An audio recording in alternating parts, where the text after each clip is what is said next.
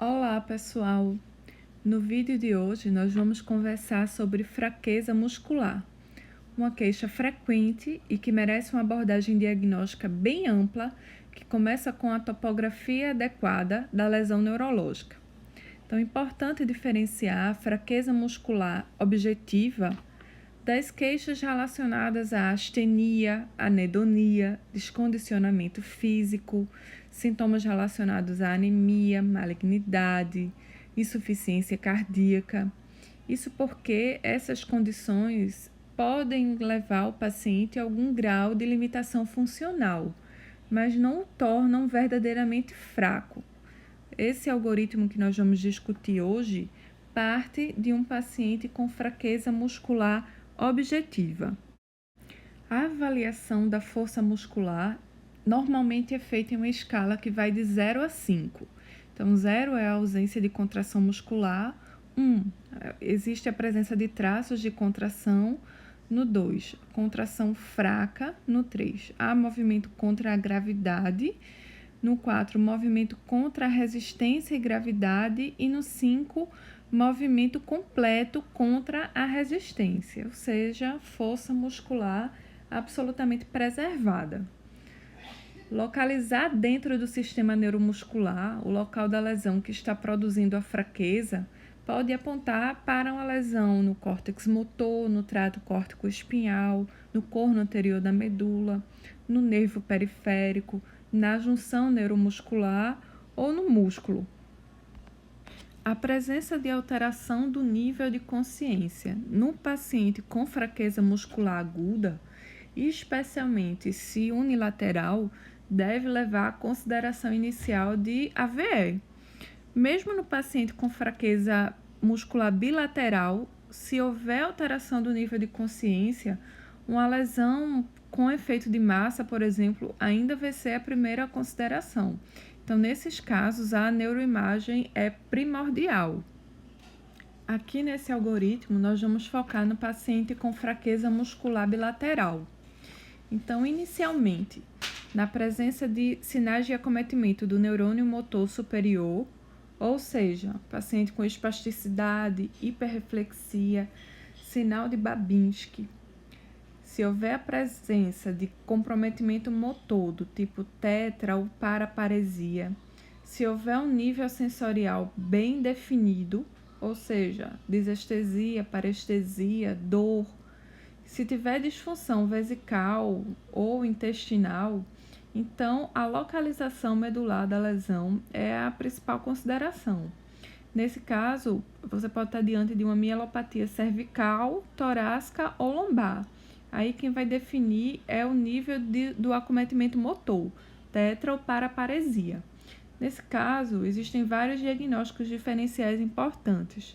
A mielite transversa talvez seja o mais importante deles, mas a consideração de um tumor, abscesso provocando compressão medular, o abscesso epidural, por exemplo, ou um sangramento medular, são pontos importantes também a se considerar. Nesse caso, a avaliação vai ser feita com ressonância ou a solicitação de um LCR de forma complementar. Se esses sinais não estiverem presentes, mas estiverem presentes os sinais de acometimento do neurônio motor inferior, ou seja, redução do tônus, hipo ou arreflexia, ausência de Babinski e comprometimento sensorial e motor, geralmente predominante o motor, com a apresentação inicial de fraqueza nos membros inferiores, depois progredindo para os membros superiores. Alguns casos podem acometer inclusive só os membros inferiores. E tendo disfunção autonômica cardiovascular, está presente em uma grande porcentagem dos casos, a avaliação mais importante vai ser para a síndrome de Guillain-Barré, a polineuropatia aguda, ou de evolução subaguda em dias, que precisa ter um diagnóstico rápido, fazendo parte principalmente a avaliação do LCR, observando ali muitas vezes a dissociação albumino-citológica. A neuroimagem é feita muitas vezes para exclusão de outros diagnósticos e você poder começar o tratamento direcionado ali com a imunoglobulina ou plasmaférese. Dando sequência ao algoritmo, sendo a fraqueza nos membros inferiores e superiores de forma simultânea, com um comprometimento da musculatura proximal predominante em relação à distal e sem acometimento sensorial, então as miopatias vão ser a grande avaliação nesse caso, o grande diagnóstico diferencial. Então entram as miopatias inflamatórias por drogas metabólicas, né, que geralmente vem naquele contexto de uma pigmentúria e fraqueza recorrente relacionadas ao exercício, ou ainda miopatias endócrinas, as miopatias relacionadas a alguns eletrólitos, algumas distrofias musculares podem entrar nesse grupo também. Dando sequência ao algoritmo, se você consegue caracterizar a presença de fraqueza de musculatura ocular ou fraqueza bulbar, então a localização da doença na junção neuromuscular é uma possibilidade. E aí a grande representante desse grupo é a miastenia graves. Muitas vezes os sintomas ali apresentam um padrão de flutuação ou sinais de fatigabilidade. Outras condições também se encaixam nesse grupo das doenças da junção neuromuscular. A síndrome de Lambert-Eaton, o botulismo, a intoxicação por organofosforatos.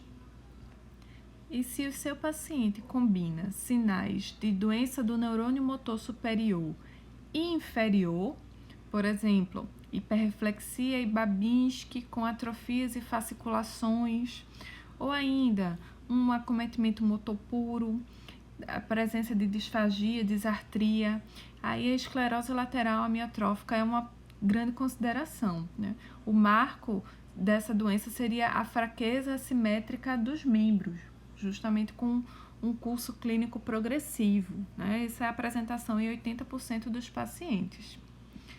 Então, pessoal, esse algoritmo é só uma proposta de orientação inicial para o clínico abordar o seu paciente com fraqueza muscular objetiva. Até o próximo vídeo.